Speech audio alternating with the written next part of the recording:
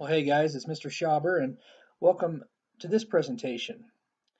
Uh, in this, I'd like to go over citizens and non-citizens and the different classifications and distinctions and definitions. And so hopefully this makes sense, and it should be pretty straightforward, but let's get started. All right, let's start off with citizens. Two main ways to become a citizen of the U.S. One is to be born in the U.S. Any of the 50 states, of course, automatically makes a person a citizen. Uh, a U.S. territory that the U.S. controls. If you're born there, you're a citizen.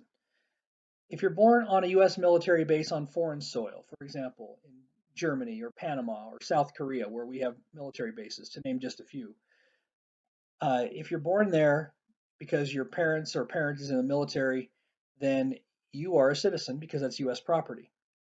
A U.S. embassy in a foreign country is considered U.S. property, and so you're a citizen if you're born at an embassy.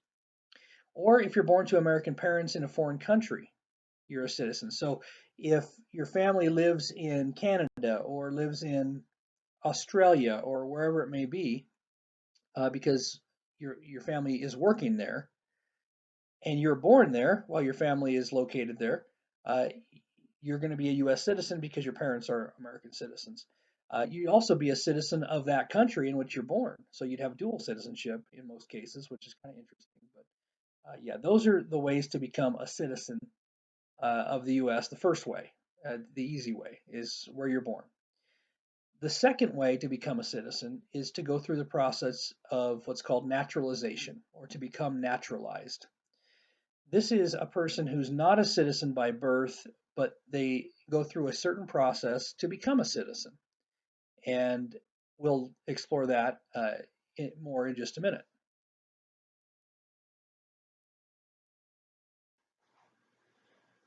All right, a naturalized citizen. Not a citizen by birth, but go through the process of becoming a citizen. So, how does this happen? What does that process look like? A person who is here legally with what we call a green card and has lived in the US for 5 years can apply for naturalization. Um, a green card means the government knows you're here, they've given you permission to be here and live here. Uh, well, technically, we'll talk about that in more detail, but technically, with a green card, you could live here the rest of your life as long as you renew it. But many people with green cards want to apply for citizenship after a time, and so they have to be here for at least 5 years on that green card, and then they can apply. So, how does the application work? Well, in a nutshell, the person fills out the appropriate paperwork, and of course, there's a fee attached to process paperwork. Anytime you're dealing with the government, there is a fee attached for everything, right? Then, if they think you're a good candidate, they call you in for an interview, and they try to ensure that the person's not a threat to the U.S.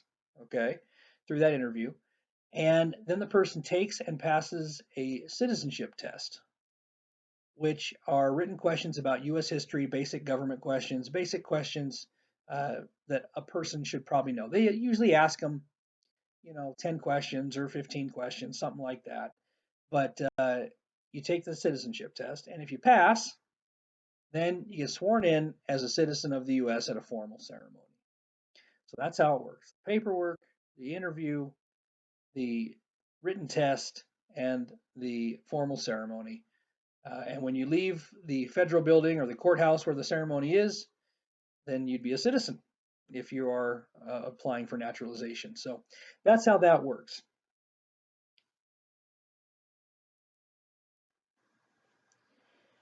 All right. So those are the two ways to be a citizen of the U.S.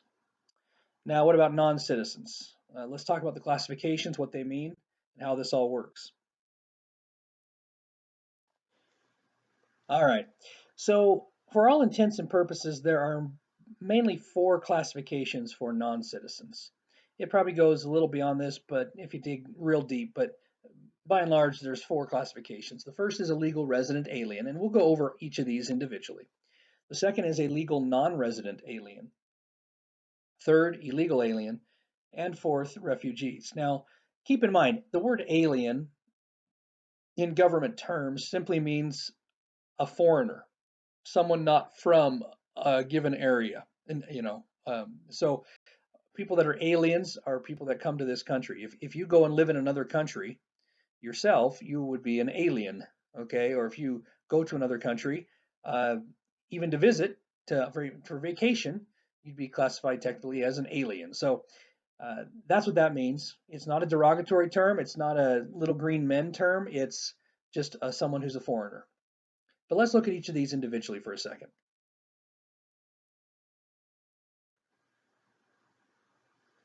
All right, first let's look at the legal resident aliens.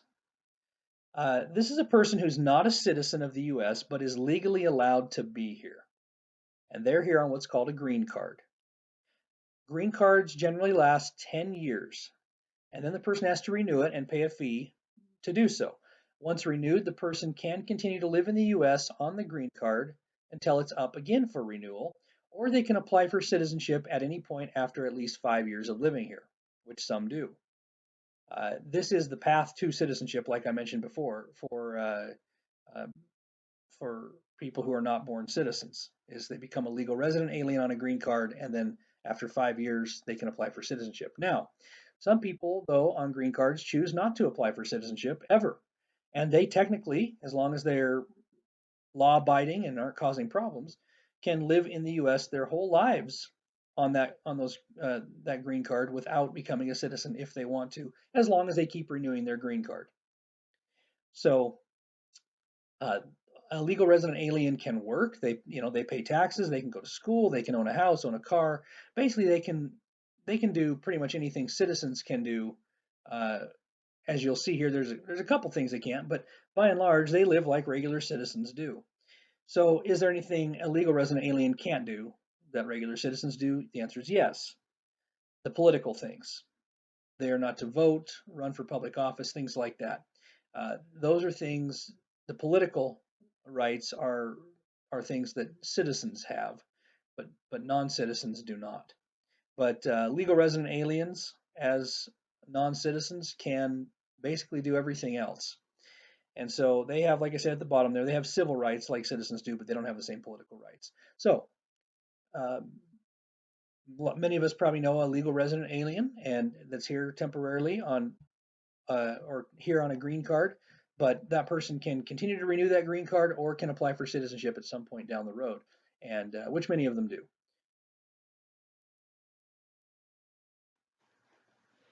Now let's look at legal non-resident aliens. These people are here temporarily in the U.S. on what we call visas. These are not the credit cards visas. You guys probably understand what I'm talking about. These are uh, like if you've gone to a foreign country to visit and you have a passport booklet, the visa is the stamp in your booklet given issued by a foreign country that allows you to be in that foreign country for a given time. And so people that are legal non-resident aliens are allowed to stay until their visa expires, at which time they have to return to the country from which they came. Sometimes the US allows a person to renew their visa for a short time before they're required to leave the country. So there are different types of visas that a person can get in order to come to the U.S. and be here for a time. And those types of visas include work visas, education visas, and tourist visas. Again, there's a chance if you've gone to a foreign country uh, for vacation, you've probably got a tourist visa before. So people are allowed to do that in the U.S., of course, too. And so those are the most common types. Now, if a person overstays their visa, if the visa, a work visa, let's say, is a year, or education for a year, or tourist for 3 months, if they let their visa lapse and overstay their time, at that point, the person becomes an illegal alien in the country.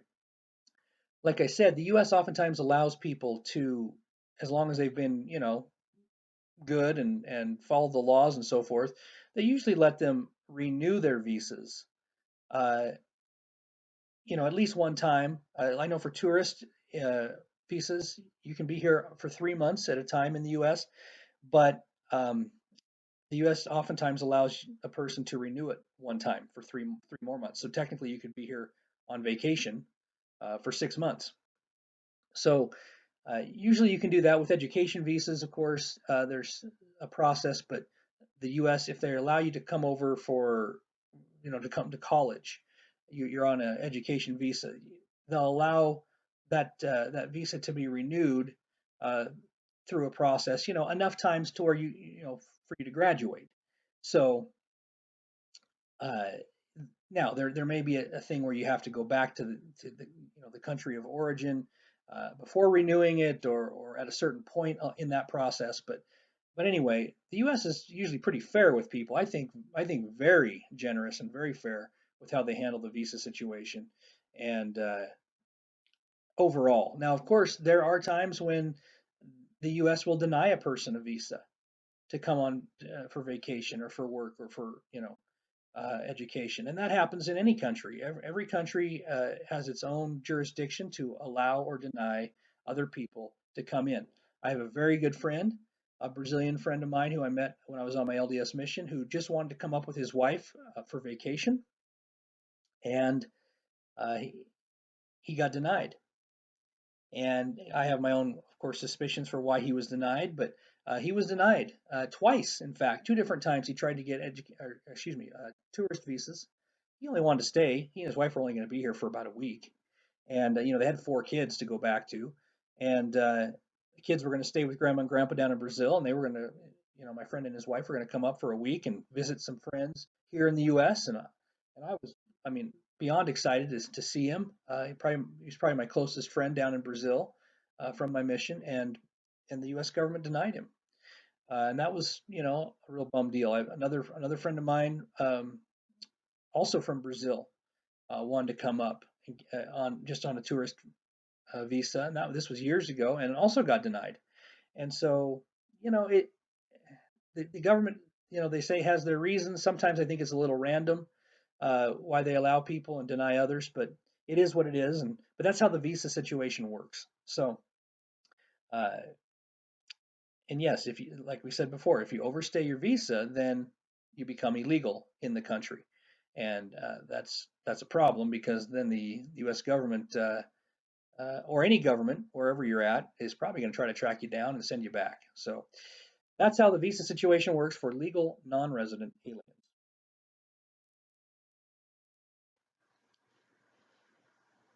And then our third category of non-citizens are illegal aliens. This is a person that is in this country illegally without permission from the government to be here.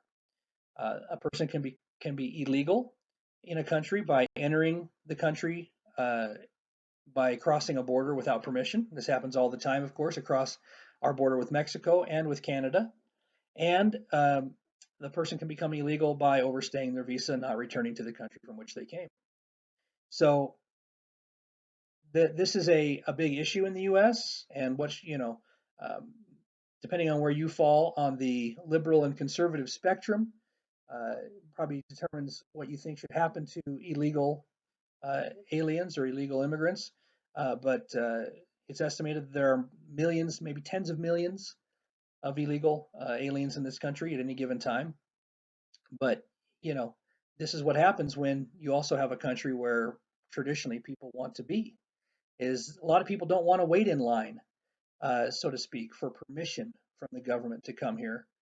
They just want to get here and start living the American dream, at least as they see it. And so, if you don't want to wait in line, you try to cut in line. You cross the border illegally, um, or if you do get permission to be here uh, for a visa, you let it lapse, and you become illegal. But some people are fine with that. They don't have any intention of going back. In fact, I knew some people in college. I knew a couple of gals when I was in college. They were not going uh, necessarily to college at the time, but they were taking some English classes, and they'd gotten education visa to do that. They were from Venezuela, really nice gals, and they just wanted, they wanted to be here to do these English classes. But I was talking to them one day, and I asked them, uh, when they had to go back to Venezuela, and they kind of got uncomfortable about it, and just kind of a nervous laugh. And I said, well, you've got to be excited to see your families again and so forth. It's been, been a few months since you've seen them. And they said, oh yeah, we want to see our families again, but I said, okay, so when do you guys have to go back, and when does your program end? And they kind of looked at me and again, nervous laugh, and just kind of said, hey, we're not going back. I said, what? And they said, no, we're not going back. I said, well, your visas are going to be up, right? And your program's going to end. And they said, we know, but we like it here. We don't want to go back right now. And so that happens all the time. Uh, so anyway, those are the two ways that a person would be considered an illegal alien in the U.S. And so, but this happens. Both of these happen uh, every day, right? So anyway, and then finally, refugees. These are people allowed into the country because they've been forced to flee their native country in order to escape war, persecution, or natural disaster. Uh, by and large, these people are in bad situations where they come from, and they move from one place to another for a better life and for safety. Um, Now, that being said, uh, the word refugee can be used pretty loosely depending on the situation. Um, of course, if it's a horrible famine or if it's a horrible war or some kind of, persecutions going on and a person needs to leave an area, I think most people would understand with that. But a lot of groups call anybody nowadays who wants to just relocate for a better life for any reason uh, a refugee. And so we've heard this term a lot in recent years. They just seem to use the word, especially world um, organizations, um, like the United Nations and the European Union and things like that. They just call anybody that wants to come, to Europe a refugee, uh, and some of them may be refugees, and some of the people just may be looking for, you know, uh, a different place to live, and don't necessarily need to leave their native country. But regardless, that's what refugee. This is the definition on the page here, but it's definitely been loosely used in recent years.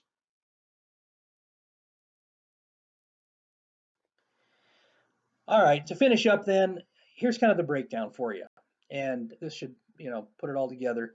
We got the citizens and non-citizens on each side of the page there. Citizens, if you're born a citizen or naturalized, then those are the ways to become a citizen, right? Your non-citizens, you have your legal resident aliens who are here on green cards, your legal non-resident aliens on visas, your illegal aliens and refugees, and then uh, the process for a non-citizen to become a citizen is most generally the legal resident alien on the green card chooses at some point to become naturalized.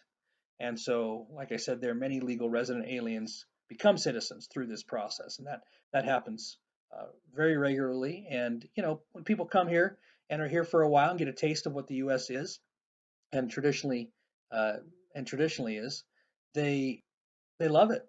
And of course, people love their native countries. Most people do. But when people come to the U.S., especially from what we consider a poor or third world country, they get a taste of that of life here and the standard of living that we enjoy. And boy, a lot of people, if they can, they'd like to become a citizen and and have all the not only civil but all the political rights that come with that. So yes, and once a person gets naturalized, of course they can vote and run for office and so forth. Now, the only thing they can't do is be president of the United States or vice president, because you have to be a natural born citizen to be president or vice president. But you can have a naturalized citizen be a senator, a representative in the House of Reps, a Supreme Court justice. I mean, um, in the state government and the city government, any of those positions are open to not only natural born but naturalized. So anyway, yeah, president and vice president, the only ones that you can't. But uh, I don't think most naturalized citizens are aiming for that anyway. They're just looking for they're just looking for citizenship of the United States of America. and the benefits that come with that. So anyway, that's the breakdown. That's the presentation. Hope you learned something, and talk to you later.